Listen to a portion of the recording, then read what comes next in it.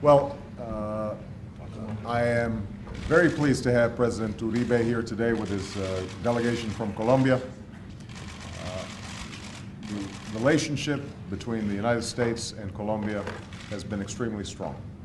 We've had great cooperation on a whole range of issues, and President Uribe's administration, I think, has, under very difficult circumstances, performed admirably on a whole range of fronts, on security, on reducing the influence of the drug cartels, in improving the economic situation for his people, and stabilizing the country. He has performed with diligence and courage, and so we are grateful for his friendship, and I'm glad that he was able to come and visit us here today. In our discussions, we talked about a range of issues. We've discussed most prominently the interests of both countries in moving forward on a free trade agreement. This is something that has been discussed for quite some time. I have instructed Ambassador Kirk, our United States trade representative, to begin working closely with President Uribe's team on how we can proceed on a free trade agreement. There are obvious difficulties involved in the process, and there remains work to do. But I'm confident that ultimately we can strike a deal that is good for the people of Colombia and good for the people of the United States. I commended President Uribe on the progress that has been made in human rights in Colombia and dealing with the killings of labor leaders there. And obviously we've seen a downward trajectory in the deaths of labor unions, and we've seen improvements when it comes to prosecution of those who are carrying out these blatant human rights offenses. President Uribe acknowledges that there remains more work to be done, and we look forward to cooperating with him to continue to improve both the rights of organized labor in Colombia and to protect both labor and civil rights leaders there. Along those same lines, we obviously think that the steps that have already been made on issues like extrajudicial killings and illegal surveillance, that it is important that Colombia pursue a path of rule of law and transparency, and I know that that is something that President Uribe is committed to doing. We spoke about the regional challenges. The drug trafficking that has been such a cancer in the life of Colombia affects the region as a whole. When I last met with President Calderon of Mexico, he indicated the extraordinary challenges that that country is facing.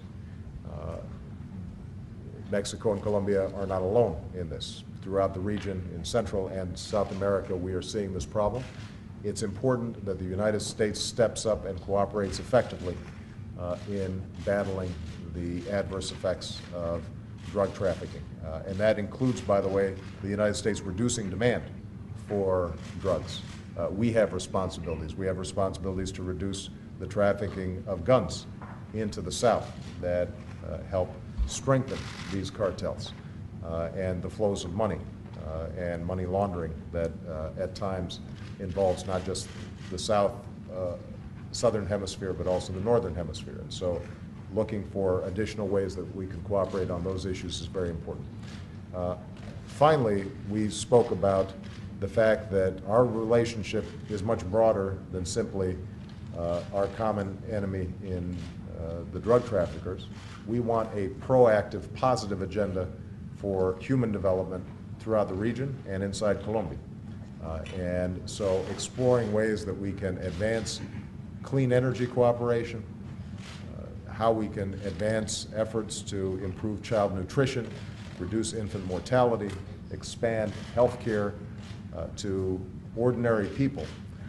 That is part of what I think President Uribe's comprehensive vision is that you don't just use military tools to defeat the enemies of progress, but you use a comprehensive approach that includes improvements in rule of law and improvements in people's day-to-day well-being and their opportunities for economic advancement as very powerful weapons to restore order and to ensure that people feel confident in the future. And so we want to be a partner with Colombia on these issues. I'm grateful again for President Uribe's friendship, and I'm confident that we are going to be working diligently in the future to advance the interests of both countries. So thank you very much for joining. Thank you. President Obama, can we take a picture with you? Hold on one second. You know, I just realized there may be Spanish press here, and that was a long statement, but if you don't mind, I'm going to go ahead and have that translated just so that people can get it. I'm sorry, I should have slowed down, I forgot. President Obama, Hold on one Queremos second. decir lo siguiente, que es un enorme placer tener aquí al presidente Uribe y a la delegación que viene acompañándolo de Colombia. La relación entre Colombia y los Estados Unidos es una relación extraordinariamente fuerte, lo ha sido hace mucho tiempo, y tenemos una enorme cooperación con Colombia en toda una gama muy amplia de temas. Es evidente que el gobierno del presidente Uribe ha tenido un desempeño absolutamente extraordinario en los últimos años, reduciendo los carteles de narcotraficantes, mejorando la situación económica, estabilizando la situación nacional, y también lo queremos felicitar por toda su diligencia y su rendimiento en este sentido. Por lo tanto, estamos muy agradecidos de poder recibir al presidente Uribe hoy en esta visita. Hemos hablado en esta última hora y media sobre todo una amplia gama de temas, el interés que tenemos los dos de seguir adelante con un acuerdo de libre comercio y lograr este acuerdo. Yo ya le he dado instrucciones al embajador Kirk de la Oficina del Representante de Comercio Exterior de los Estados Unidos para que comience a trabajar con el equipo del presidente Uribe para encontrar soluciones a las dificultades que hemos tenido en este proceso, para trabajar con la delegación colombiana, pero en último término lo que queremos lograr es un buen acuerdo que beneficie tanto a Colombia como a los Estados Unidos. También felicité al presidente Uribe sobre el trabajo que ha logrado Colombia en el tema de derechos humanos en los últimos años con respecto a la enorme reducción que ha habido en los asesinatos de líderes sindicales. Esas muertes se han reducido, también ha aumentado la cantidad de juicios legales en contra de los que se encuentran culpables de esos crímenes. Ha dicho el presidente Uribe que todavía hay trabajo que hacer en este sentido, pero están logrando muchos avances y nosotros anticipamos con gran alegría poder trabajar con él y con su gobierno en el futuro para proteger a los sindicalistas así como a los líderes de derechos civiles. También han adoptado medidas con respecto a las muertes extrajudiciales que se han cometido y también para aumentar el Estado de Derecho en su país. Otro tema del cual hemos hablado son los desafíos regionales, porque el narcotráfico es un flagelo que afecta no solamente a Colombia, sino a toda la región. Es un tema, de hecho, que yo ya he discutido con el presidente Calderón de México, y sabemos que el narcotráfico afecta a México y Colombia, a Centroamérica, pero afecta a toda la región, y esto es algo que debemos combatir todos juntos. Los Estados Unidos también tienen que hacer lo suyo en este sentido. Nosotros tenemos que reducir la demanda de la droga en este país, tenemos que reducir el tráfico de armas que fluye hacia el sur, así como que tenemos que reducir el flujo de dinero ilegal y el lavado de dinero. Así que estamos tratando de encontrar más formas de poder cooperar en todos estos temas. Y por último, queremos dejar muy en claro que nuestra relación es mucho más amplia que todos estos otros temas de los que hemos hablado. Hablemos ahora de las cosas que podemos hacer en un sentido positivo para mejorar las vidas de nuestros ciudadanos. entre ellos el desarrollo proactivo. Este es un tema que sé que es muy caro para el presidente Uribe, es algo que le interesa sobremanera a él. Entre los temas que discutimos en este sentido se encuentra la cooperación para la energía limpia, aumentar el nivel y la calidad de la nutrición de los niños, aumentar la sanidad, el cuidado médico de nuestros ciudadanos. Y esto yo sé que forma parte de la visión integral del presidente Uribe para su país. De modo que vamos a seguir trabajando para mejorar la situación del Estado de Derecho, las condiciones de nuestros ciudadanos, y también queremos ser muy buenos socios de Colombia, y quiero agradecerle entonces al presidente Uribe su amistad y especialmente agradecerle la oportunidad de venir a visitarnos en este día. Déjenme. President Obama, I want to express our gratitude again to you, to your cabinet, and to the United States. Colombia, in this alliance with the United States, has received a great help for us to confront the challenges our people have suffered for a long, long time. I have said to President Obama that Colombia, since the middle of the 40s in the last century, has not lived one single day in complete peace. The help of your government is very important for the hope of the new generations of Colombians. Thank you, President Obama. We have had the opportunity to speak about many topics, as President Obama has said. I said to President Obama, I made to him some comments about confidence in Colombia, about security, the advances, the problems we still face, about investment, its relationship with the free trade agreement as a signal to give confidence in Colombia, and about social cohesion, the advances in education, in microlending, in health, the problems we still face, problems in poverty, in income distribution, and in the case of human rights. Colombia is a rule of law in the utmost expression of public opinion participation. I am the first with the duty to support our armed forces, but for the reason of their honor, every soldier, every policeman in Colombia understands that we need credibility for this policy of democratic security. And credibility depends on effectiveness and on transparency. And transparency is a question of human rights. Therefore, we are open, we are very receptive to receive any advice, any suggestion on how we are going to fulfill our goal of zero violations of human rights in Colombia. About surveillance, I have said to President Obama that during our administration, we have restructured 427 state agencies, and we are in the process to restructure the state agency for surveillance. We hope to issue this decree in the coming 3 weeks, and we hope that we can solve the endemic problems of these institutions, for good. I have said to President Obama about the importance of the help of the United States for us and the region as a whole to advance in social cohesion.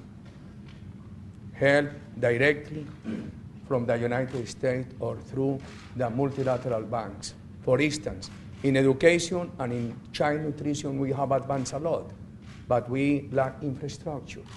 Coverage has surpassed infrastructure. In child nutrition, we have advanced a lot, but we lack coverage. in education for those under 6.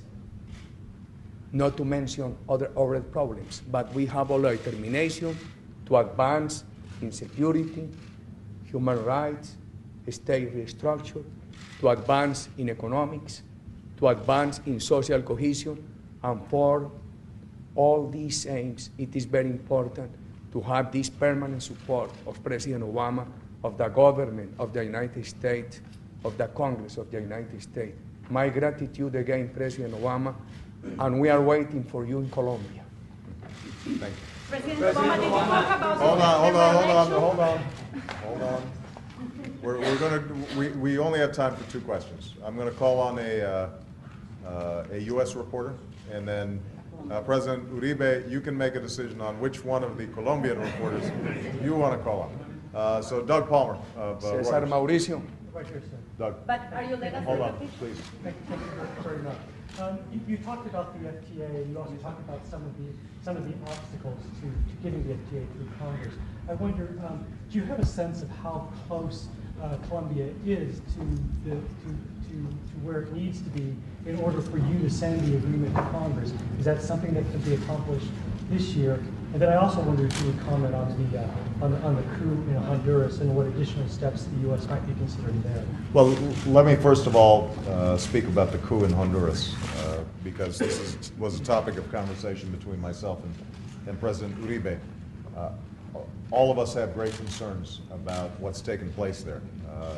President Zelaya was democratically elected. He had not yet completed his term. We believe that the coup was not legal, and that President Zelaya remains the president of Honduras, the democratically elected president there. In that, we have joined all the countries in the region, including Colombia and the Organization of American States. I think it would be a terrible precedent if we start moving backwards into the era in which we are seeing military coups as a means of political transition rather than democratic elections. The region has made enormous progress over the last 20 years in establishing democratic traditions in Central America and Latin America. We don't want to go back to a dark past. The United States has not always stood as it should with some of these fledgling democracies. But over the last several years, I think both Republicans and Democrats in the United States have recognized that we always want to stand with democracy, even if the results don't always mean that the leaders of those countries are favorable towards the United States. And that is a tradition that we want to continue. So we are very clear about the fact that President Zelaya is the democratically elected president, and we will work with the regional organizations like OAS and with other international institutions to see if we can resolve this in a peaceful way. With respect to the free trade agreement, obviously a lot of work has already been done on the free trade agreement, and we are hopeful that we can move forward to completion. I don't have a strict timetable because I'm going to have to consult with Congress, obviously, on this issue. We've got a lot on our plates, if you haven't noticed. And I think that the burden is not simply on Colombia. I think Colombia has done a lot of excellent work. It is a matter of getting both countries to a place where their legislatures feel confident that it'll be ultimately to the economic benefit of these countries. I have noted a special concern that is bipartisan and shared both by this administration and Congress, that the human rights issues in Colombia get resolved. President Uribe has assured me that he is interested in resolving those issues. And as I said, great progress has been made. I trust that we can make more progress, and I think that will help shape the overall environment in which this issue is being debated in Congress. Okay? You want to call on... ¿Qué voy a hacer yo? ¿Quién? Entonces, Natalia Orozco. President Obama, President Harris is not a secret, wanted to be reelected. President Zelaya wanted to be reelected, and President Uribe hasn't decided yet. Are you worried about what relation of those leaders can have effects in the Western Hemisphere? Do you have a message for them? Well, first of all, I think it's very important that in all these countries, it's not for the United States to make these decisions. It's for the people of these countries to make these decisions. One of the clear policies that we want to put forward is that we stand on the side of democracy, sovereignty, and self-determination. We know that our experience in the United States is that 2 terms works for us. And that after 8 years, usually the American people want to change. I related to President Uribe the fact that our most revered president, or at least one of our 2 most revered presidents, George Washington, part of what made him so great was not just being the founder of our country, but also the fact that at a time when he could have stayed president for life, he made a decision that after service, he was able to step aside and return to civilian life. And that set a precedent then for the future. But as I said, each country, I think, has to make these decisions on their own. And I think what's ultimately most important is that the people feel a sense of legitimacy and ownership, and that this is not something imposed on them from the top, that does not involve manipulations of the electorate or rigging of the electoral process or repression of opposition voices, but that whatever is determined is done in an open, transparent way so that people feel confident that whoever's in power represents their voices and their interests. Okay. Can we take a No, picture? let me. She just wants a picture. No, I want a no, picture. but let me make some comments about this question. I brought to the table some topics that I call topics of internal debate in Colombia at this moment. And one of the topics I brought to talk about it with President Obama is this topic. And I want to summarize. I said to President Obama first, I am concerned because I am a member of one generation of the 4 or 5 generations that have not lived one single day in peace in Colombia, of prosperity. Therefore, I consider that Colombia needs to extend in that time security, democratic values, investment with social responsibility, and social cohesion, with adjustments. I don't believe in stagnation, and I don't believe in brusque changes.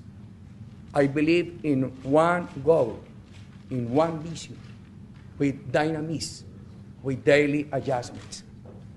And I have said in the second point of this comment that I consider that this is it is necessary to extend these policies. It is not convenient to perpetuate the president. And I have said to President Obama what I want to say to you. Colombia is a country of solid democratic institutions. When we speak about institutions, we cannot speak in abstract about institutions. We have to speak about the institution in concrete terms. We have 1,102 mayors directly elected by the people, 32 governors. The regions in Colombia invest 51% of the public expenses. My government has built governance with all the regional governors and mayors, regardless their political origins, and they have many, many political origins. The justice administration is independent in Colombia. Colombia has solid free press. Colombia has bodies, independent bodies for control.